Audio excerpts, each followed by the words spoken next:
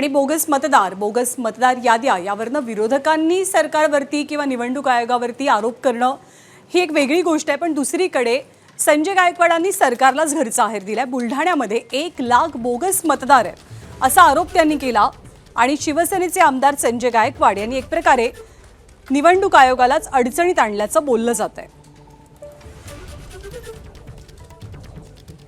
बघा, मी बुलढाण्यामध्ये जवळपास कलेक्टर साहेबांना 4000 डबलची नावं ही बोगस असल्याचं आम्ही कळवलेलं आहे, लेखी कळवलेलं आहे।